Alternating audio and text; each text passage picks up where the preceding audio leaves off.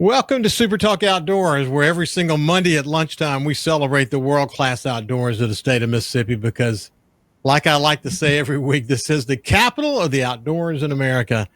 As we zoom toward sort of the heart of hunting season, it's amazing that it's on us now. Lot to talk about as it relates to that. We're also going to talk about a lot about ducks and duck season, and I'm thrilled to have my friend, the head of the duck program for the Mississippi Department of Wildlife, Fisheries, and Parks. He's called the waterfowl coordinator for the department. Houston Havens, somebody who's a regular on the show. It's been a while since he's been on this show, so I'm thrilled to have you back. Houston, how you doing, my friend? Doing well. How about yourself? I'm doing good, man. We're gonna start planning this weekend. We usually would have started last weekend, but as you know, there was a lot of dust in the Mississippi Delta. We had a little rain last night, and I think some more rain maybe today, and that ought to knock the dust in at least for a few days. But next weekend we're going to start in earnest to get everything planted. Even though the forecast over the next couple of weeks, once you start looking out beyond next weekend, it's still looking like it's going to be mostly dry. But we got to get the food plots in. We've still got work to do, and it's amazing to me that we're there. We're at that moment in time, but it's a fun time of the year, man. People starting to come together. At least my family and closest friends in my hunting camp, and starting to spend some time together. Starting to cook the meals together. And even though we're not hunting this time of year, even though there's going to be a little bit of bow hunting. The time out on the field with grandkids and just doing what needs to be done. It's a beautiful time of the year, isn't it? It is. We talked to, as you can imagine, a lot of people who are doing exactly what you're talking about and getting out and spending time in the outdoors doing their management. And we hear people say more and more that it seems like they enjoy that part just as much as they do, reaping the benefits and getting out there and hunting or whatever it is that they're doing on their properties. And so I get it. I do that as well. I'm in the same boat, hopefully getting some rain today, and hopefully going to be dealing with a little less dust when I'm working on food plots the next couple of weekends. Yeah, we'll get to ducks here in just a second, but I was not surprised to see a story at SuperTalk Mississippi News. Incidentally, if you haven't signed up for the SuperTalk Mississippi app, it's free. I would really encourage you to do it because you can have access to all of our shows. You can listen to any of the 25 radio stations that are part of the SuperTalk Mississippi family. You can get access to SuperTalk News. Now, the SuperTalk News, incidentally, this news team that's part of SuperTalk Mississippi, the SuperTalk Mississippi News effort, is an independent organization within our company, and it provides audio news to over 50 radio stations across the state of Mississippi. And you can have access to that news, the written news, at SuperTalk .fm or the SuperTalk Mississippi app. You can also go to any of the SuperTalk Mississippi News social media feeds and get access to it there as well. But one of the stories that popped up recently, Houston, was Mississippi landed in the top 10 states where drivers are most likely to crash into a deer or other animals, according to new research from State Farm. They said the Magnolia State ranks 8th nationwide, with motorists facing 1 in 77 chance of hitting an animal from July 2024 to June 2025. More than 26,000 animal-related wrecks were reported in Mississippi. 26,000, man. That is a big number. Does that surprise you? It is a big number, certainly. I would not have wanted to take a guess at what that number would be, but it's certainly not surprising to hear that Mississippi is one of the top states as far as vehicle collisions and wildlife. It's unfortunately a downside of being a state that has abundant natural resources and, quality opportunities out there. Just that human and wildlife interface that we deal with on a daily basis is just part of that as well. Yeah, here's what it said. It said deer remains the leading cause of vehicle damage, followed by cattle, dogs, raccoons, rodents, and unidentified animals. Most collisions happen, get this, not a big surprise here at all. October, November, and December being the peak months. It says that October through December are the riskiest times according to State Farm, but then it gives you a few tips. Slow down and stay alert in high-risk areas. Use high beams when possible to better spot animals. Brake firmly rather than swerving into another lane. Always keep your seatbelt on. And if you hit an animal, pull over safely and switch hazard lights on. Avoid approaching the animal. Contact law enforcement if it's blocking traffic. Take photos of the damage and surroundings. Check your vehicle carefully before driving away. Notify your insurance company, of course. But yeah, it's a big deal. When William McKinley, head of the deer programs on the show, we talk about this often. It's one of the reasons why, I would say that our efforts to grow bigger deer have been really successful in this state, which is to say that people are choosier about what they shoot these days. And not everyone who has responsibilities for helping to manage the herd feels that responsibility. And one of the things that he urges us to do is to take our legal amount of deer. And the other thing he points out is that, people love deer meat. So don't wait till you harvest a deer before you go try to find somebody to take it. Kind of line them up before the season starts and say, if I take another doe, if I take my fair share to help kind of manage the population, would you like me to bring you some deer meat? And people will typically say yes, and you'll have a long list of people, and you can do it that way. But we've got to do a better job of managing that population, don't we, buddy?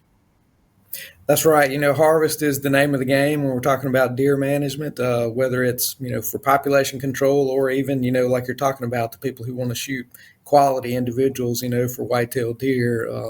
We can't have too many of them out there on the landscape if that's the goal. And so, it's a great idea to make those connections. This time of year right now, go ahead and line people up. That way you know what to do with one if you are in good shape in your freezer, or whether you're just looking for somebody to take one to just for just the benefit that they're going to get out of the animal. Hey, listen, I was having I have this ongoing conversation, and they both actually join me on the show pretty regularly. Jordan Blissett and Lake Pickle. They had the Speak the Language podcast. They were with Primos. They hunted with Will and team on the TV show for a number of years.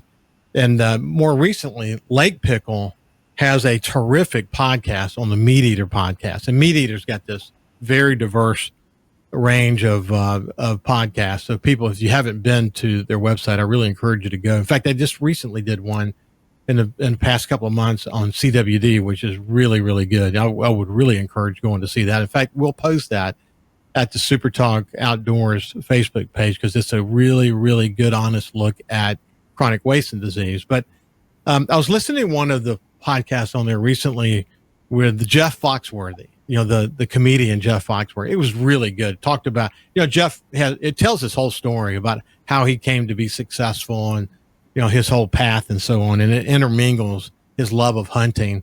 And in fact, Steve Varela, who did the podcast with him, actually went to his hunting camp, or his ranch, or whatever you want to call it, south of Atlanta in Georgia to do the podcast. And it was just really good. And one of the things that he reflected on was the way it used to be, before we had the deer as populated as they are today. And he talked about how he would go hunting for months and months and not see anything. And it reminded me of my early days here in coastal Mississippi, hunting in the northern Harrison County, southern Stone County area, and hunt after hunt after hunt with my sons and never seeing a deer. And, we see a young doe on a hunt and thought we saw, a 12-point buck. It was just the way it is. But it's not that way in Mississippi anymore, is it? It's certainly not. Mississippi has one of the highest deer densities in the United States, I believe. And people are actively managing for them. They want to see a lot of deer, when they go out and hunt, and quite a few areas of the state have that opportunity pretty much any day that you go out. Well, we're visiting with Houston Havens. He's head of the waterfowl program for the Department of Wildlife, Fisheries, and Parks. And when we come back, we're going to talk about early dove season reports. We're going to talk about teal season. How did that go? We're going to also talk about the kind of things that he's involved in this time of year. We'll actually get a report on the breeding ground and what he's hearing from that area. It seems like every time this time of year, more recently, we're talking about, are we going to get more rain? That's going to give us the opportunity to create more habitat. We shall see. The truth is, we actually had a lot of rain for a long period of time, so at least some of the holes are, have water in them. Whereas before, at least this time last year and maybe the year before, duck holes were just dry as a bone. Part of the dust storms of mostly areas like the Mississippi Delta. But when we come back, we'll continue our conversation with Houston Havens. We'll see you after this. Welcome back to SuperTalk Outdoors. Listen, are you looking to purchase your perfect piece of hunting property, upgrade your farm equipment, or have you been dreaming of owning your slice of heaven out in the country? Like I often say, don't we all? Look no further than Mississippi Land Bank for your financing needs. For more than 100 years, farming families and landowners in North Mississippi have turned to Mississippi Land Bank for all kinds of financial solutions, whether it's for land, equipment, or livestock.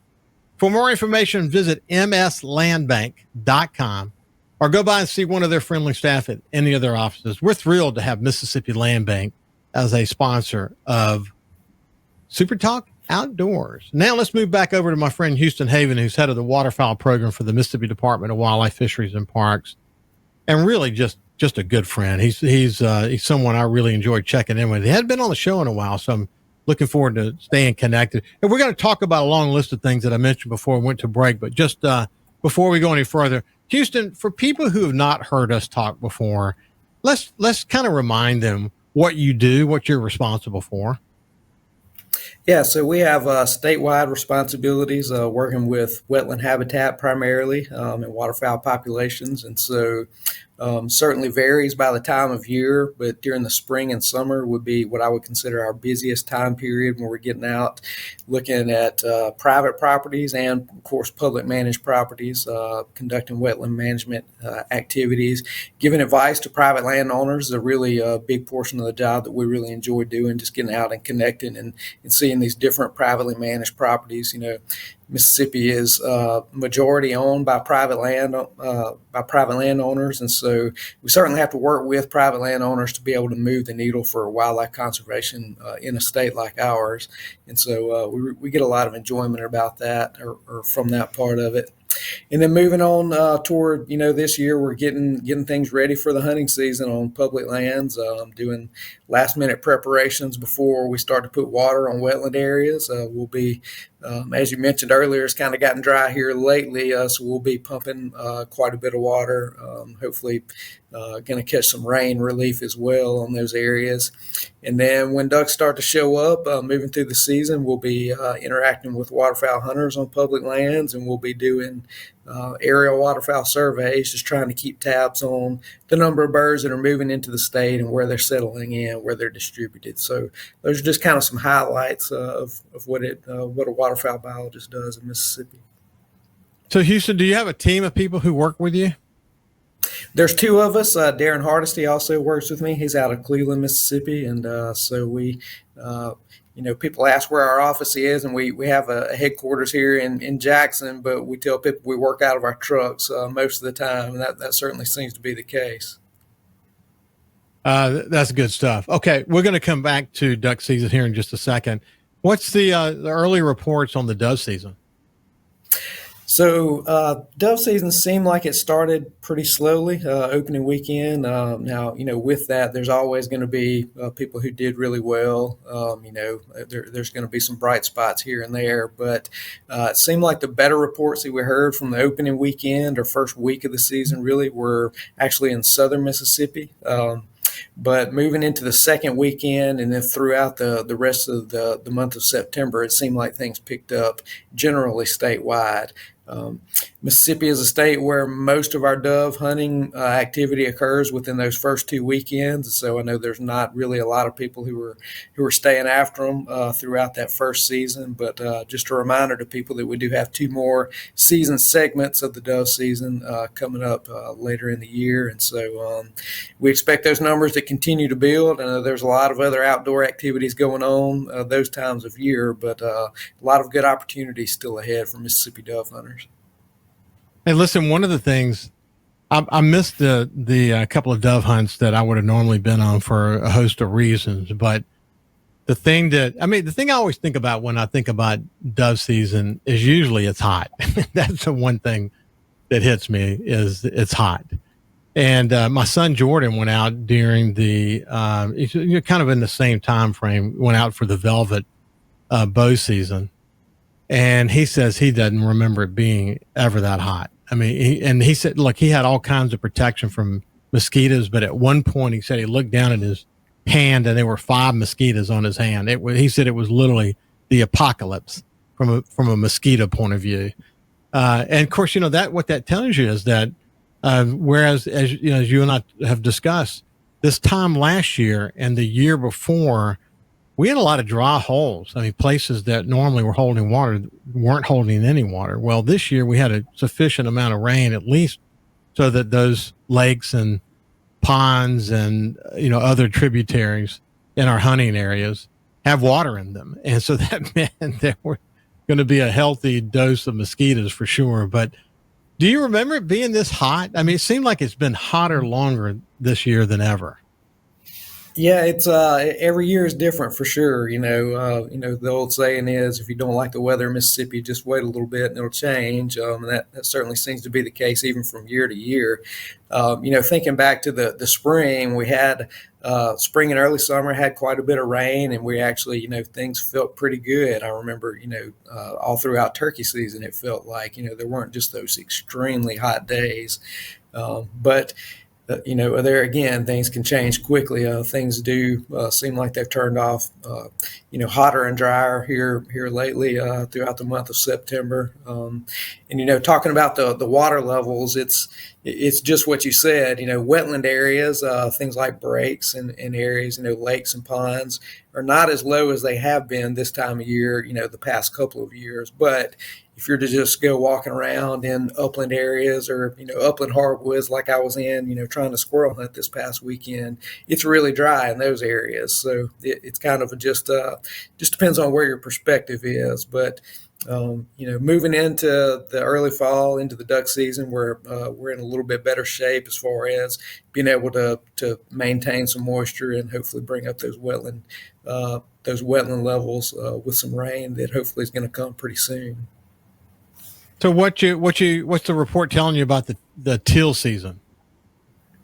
Teal season was, I would say, was a little bit down from the reports that we got and looking at our public land harvest. But that's not unexpected because we were restricted to a 9-day teal season this year, whereas, normally we would have a 16-day season. And that was based on teal population numbers, blue-winged teal population numbers. So that was the expectation going into it. It just doesn't seem like we got a really big push all at once during those 9 days that we were open in Mississippi. But that's not to say that it was really bad. There were certainly some good hunts that were had, some bright spots on some public areas that we have teal hunts on. But I would say overall it kind of hit about expectations based on where the population was. Really, really good stuff. Look, it is it's going to be an interesting season. I was thinking about this conversation I had with William McKinley within the past couple of weeks, and we talked about something my son Jordan noted after he returned from his kind of like first deep exploration into the woods. And what he observed was he had never seen so many acorns, ever. He'd never seen so many acorns. And, this is after the last 2 or 3 years of not having good acorn crops. And one of the things that William said is, as it relates to deer, is that he remembers a time, I think he said 1996, but certainly in the 1990s when we had a similar like bumper crop of acorns. And he said it kind of changes deer patterns. So, people who are used to seeing a lot of deer on food plots, the deer are going to be in the woods. One of the things Jordan did is he actually put a camera on a tree that had really good, droppings of acorns, and it has some good activity there. But how is that, you think about that, how is that going to affect the duck season? Well, it certainly could have a major impact to wood ducks, especially thinking about last year. I live in a portion of the state where it's primarily wood ducks. And so if I'm going for a close duck hunt, local hunt in the early morning, then that's what I'm going to be targeting. And last year, I really struggled to find wood ducks in areas where they normally are hanging out in the wintertime. And I attributed that to just a lack of acorns, willow and water oak acorns when we're talking about wood ducks especially. But yeah, just like you said, it totally flipped the script this year. I would expect wood ducks to be back in those more normal areas that people find them, which is a good thing for people, especially outside of the Mississippi Delta portion of the state, people that are hunting wood ducks in the hills or maybe down in the lower portions of the state. Hopefully gonna see wood ducks more normally distributed than they were last year. Yeah, and if you're doing flooded timber, in areas where there's good acorn droppage on the ground. I mean, it's going to be interesting, but which just goes to show whether we're talking. It doesn't matter what species of animal we're talking about. Every season's just a little bit different. You always make that point, don't you? That's right, and that's where it pays to pay attention. Woodsmanship comes into it. It's you don't want to just go to the same food plot and wonder why deer are not showing up. You got to think about things and where they may be if they're not coming to the spot that you're looking for them in.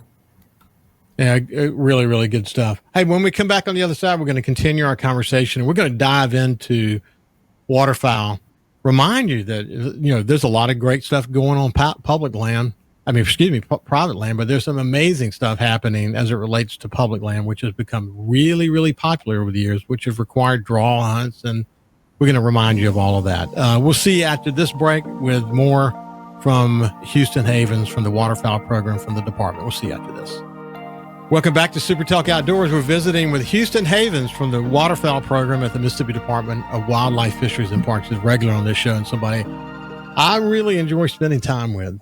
He's got a good finger on the pulse of the wetland situation in Mississippi. And we've had a few, duck seasons in a row where it's been not so great. And Houston's quick to point out that we've got to have habitat here, but also the hatch up and north of us in the prairie areas. It's important that they have that they make ducks. So remind people where our ducks come from, Houston. Yeah, so the majority of the ducks that are going to spend the winter here in Mississippi, aside from our resident wood duck population, come from the prairie pothole region, the prairie parklands, which are primarily in southern and central Canada. Saskatchewan and Manitoba are two really key provinces for duck production, for ducks that are going to come to the lower Mississippi alluvial valley. And so Mississippi is a state that has a state waterfowl stamp, and we're very fortunate to be able to use some of those funds, not only to work on waterfowl habitat here in the state, which is, of course, our priority, but to also use some for the breeding grounds to protect habitats that are key areas for nesting waterfowl. A lot of times we don't think about ducks once they've left here. We've moved on to other things and just anxiously await their return. But they are a continental resource that states and provinces have to work together on to do habitat conservation, and the prairies is a major portion of that.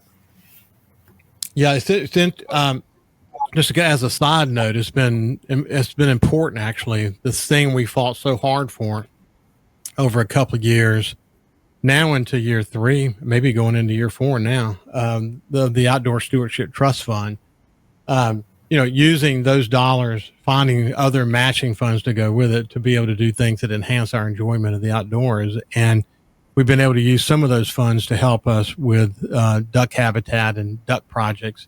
And, we wouldn't have been able to do those things, Houston, had it not been for the Outdoor Stewardship Trust Fund and partners like DU, for example. But we've been able to make some progress as it relates to that, haven't we?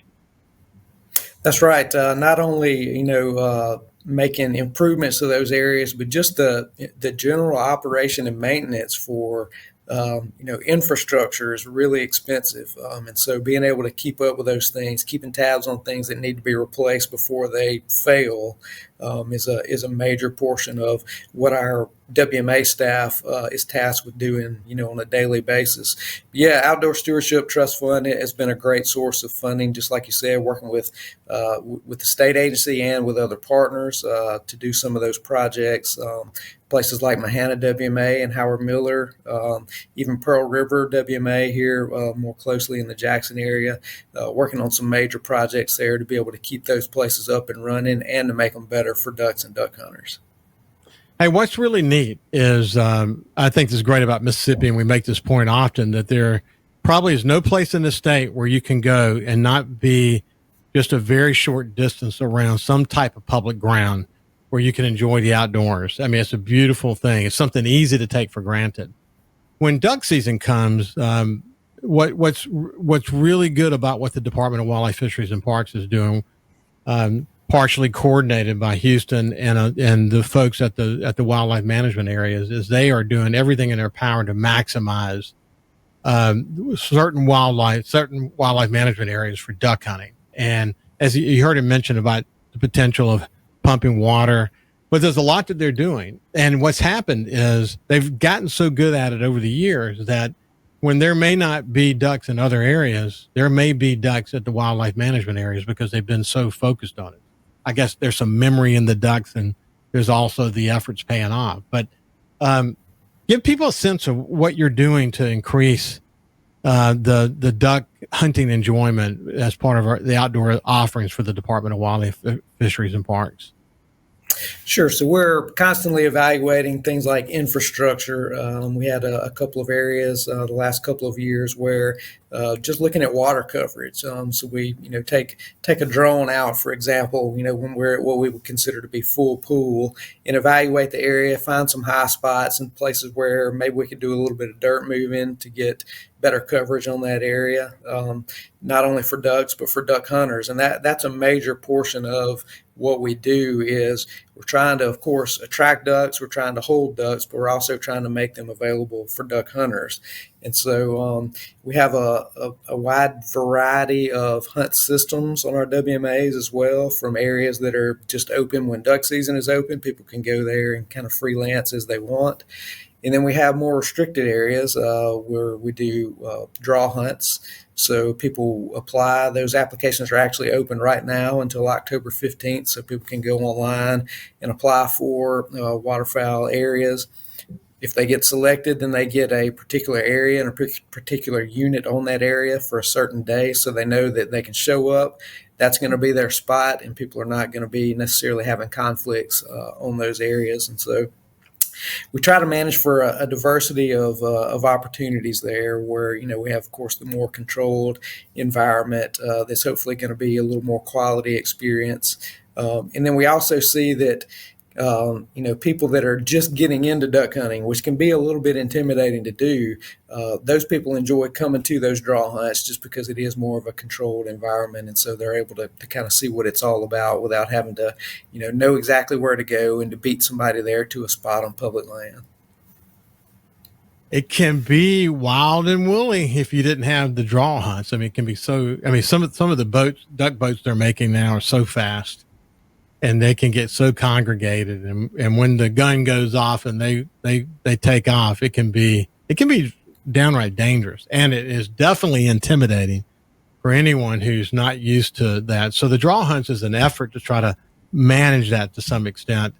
The popularity was a really, really good thing, but it puts an onus on the department to try to figure out now how do we manage this in a way that we keep everybody safe and make it so people really enjoy it and not having to get somewhere at 2 a.m. in the morning just to have a chance for a place. But then even there, you got a chance for some serious conflict. And I mean, that can be so difficult to manage, can it? It can, but it's a good problem to have. Just like you said, because of the popularity, Mississippi state waterfowl stamp sales have reached record highs the last few years and have remained fairly stable. We're a little over 50,000 annual state waterfowl stamp sales, and so it just tells us, like you said, that it's really popular. Popularity has not declined, and we just want to do the best that we can to try to match up, that the popularity and the opportunity on public lands with the resource, and being responsible with our management there as well. Yeah, I'm hoping we have a better season this year. We had a great opening day last year. So much fun and so many great memories. Saw a lot of ducks, but then it got slow after that. And I think maybe they had one or two good hunts after that, but it was mostly slow. A lot of work for a slow hunt. That's one of the things, that's one of the beauties of duck hunting, though, is that a lot of the fun and camaraderie is in the prep. So, if you get a good hunt, that's great. But it's not, I mean, people aren't going to invest all that money if they're not going to shoot some ducks. But it's all part of the overall experience. And, you start studying the history of Mississippi and you start to understand how much habitat we've lost over the years. And you start to really get a better understanding of kind of what the challenge is and why the flyway has some challenges. Habitat is the name of the game, isn't it? It is, and that's something that we see once we start to get the airplane in the air. We'll start in mid-November and go through the end of January doing waterfowl surveys. And, of course, we're counting ducks, but we're also looking at habitat and the lack thereof sometimes. And so, it's certainly a challenge. If we don't get a lot of rain during the fall and winter, that's a challenge. But also just the changes in land uses also have an impact to waterfowl. Whether it's the lack of water on agricultural fields or harvested fields being dished under earlier, things like that also play a role in the amount of food available to waterfowl once they get here in Mississippi. But we can't talk about ducks and duck season without also mentioning the role that weather plays, right? And so, we can do all the things, correctly, all the things in the world that we know how to do, but weather's also going to be a major factor to the numbers of birds that end up here in Mississippi. Yeah, we want some blistering cold weather north of here and even here. It just seems like that goes hand in glove with duck season, but we don't always have those weather characteristics playing together for us, sadly. But maybe this year will be different. There's always hope. It kind of reminds me of being a New Orleans Saints fan that you and Kyle and I were talking about before the show started. There's always hope that the season's going to be different, and that's one of the cool things that makes waterfowl and duck hunting so much fun. Is looking forward to making more memories. Hey, when we come back, we'll talk a little bit more about the draw hunt applications that are now open now. How can you get into that draw? And we'll talk about Waterfowl Weekend that's about to come up and other opportunities for young people. We'll continue our conversation with Houston Havens from the waterfowl program at the Mississippi Department of Wildlife, Fisheries, and Parks when we get back. We'll see you after this. Welcome back to SuperTalk Outdoors. We're visiting with Houston Havens, who's head of the waterfowl program for the Department of Wildlife, Fisheries, and Parks. And as usual, it's always a fun conversation. But speaking of people who are getting prepared for duck season, there's an enormous amount of money spent. I mean, there's an economic. You can literally see the blip on the economic meter when duck hunters go out and start preparing.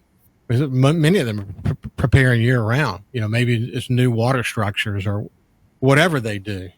But it is an economic impact, isn't it, Houston? It certainly is. Not, like you said, not just for the things that they're spending money on to hunt, but just the local economies, the little towns.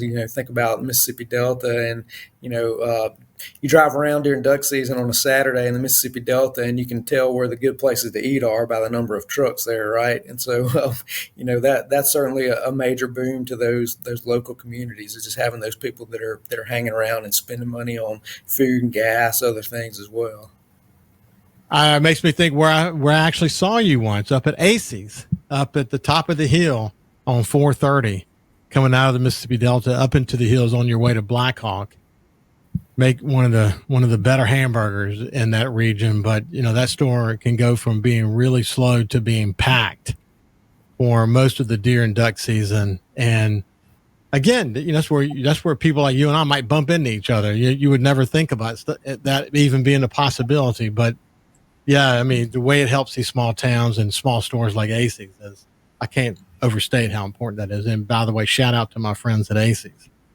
Okay, so Waterfowl Weekend, tell me about that. Yeah, so we are partnering with Mississippi State Extension Service and Ducks Unlimited and some other partners as well, putting on this weekend coming up, October 17th and 18th. It does require registration, and that can be found at Mississippi State Extension Service's website. You can also find it advertised on our social media and theirs as well. But what this is going to be is coming in on a Friday evening, having a social, having a panel discussion with some waterfowl professionals. And then on Saturday, we're going to be getting out and doing a workshop looking at wetland habitat, both on private and some public land, just talking about what people are running into, very engaging with a lot of feedback, questions and answers from people with just what are they running into with wetland management, what do they want to know about things that they can do better. So hoping that it'll be a really good turnout and a lot of education going on, a lot of conversation back and forth between people who are trying to do wetland management better and some of the professionals who are doing it for a daily job. And so where is this going to be? It's going to be in Quitman County on a private property called Gumbo Flats. It's where we're going to be based out of, and then we'll be kind of visiting areas in the North Delta from there. Very cool. You can get more about that, I'm assuming, at the Mississippi Department of Wildlife, Fisheries, and Parks website. And then in the short time we have left, Youth Waterfowl Hunting and Education Camp applications are going to be open in November. What's that about? Yep. So I think this will be our 16th year running of our Youth Waterfowl Camp. It's a great time. We always look forward to. We host it during the Youth Waterfowl Weekend in February, so after the regular duck season. And basically, we're looking to bring in youth ages 13 to 15 who don't have a lot of waterfowl hunting experience or maybe no hunting experience at all, getting them out on a wildlife management area, looking at wetland management that we do, talking to wildlife biologists, just more about the jobs and their day-to-day activities. And then, of course, we also incorporate a waterfowl hunt there. And so we have that on Muscadine Farms, WMA, the first weekend in February. We'll have more information on that on our website in the upcoming weeks, but applications will open in November, and we'll close down sometime around Christmas and do the selections for that camp. Very cool. It sounds like it's awesome. The more education we can do for both adults and young folks, I think the better off we are going to be. And, what's cool about the Waterfowl Weekend that you're going to have, that for people who are involved in that, for people who are not focused on creating new habitat that could attract ducks, it's good. The more of that we have, the better. Because, again, we've had wetlands and habitat degradation over many, many years. It's kind of part of the story of Mississippi. And everything we can do to increase the amount of habitat, the better off we're going to be. So, Houston, as you go about your day, I guess this is a busy time of year. You're just every day gets a little bit busier for you, huh? It is. Yeah. The phone's starting to ring quite a bit here as we move toward hopefully a wetter period coming up before the duck season. Just last minute preparations. People want to do everything that they can before putting water on an area before birds start to show up. And so we're helping a lot with that. Excellent. Hey, listen, Houston, it's been a pleasure to spend some time with you, my friend. Keep up the good work. And as we get closer to the season, we'll have you back and get an update on how things are going. Sounds great. I appreciate it. You bet. Listen, this has been Houston Havens, who's head of the waterfowl program for the Mississippi Department of Wildlife, Fisheries, and Parks. They do such a good job of maximizing opportunities on public land and also helping private landowners do what they need to do to increase habitat and enjoy the outdoors to the best of their ability. Always stay safe when you're out in the outdoors, especially as we get into this part of the season. Check your stands, replace the straps, keep the guns unloaded. You know the drill. Have a great week, and God bless you. We'll see you next Monday.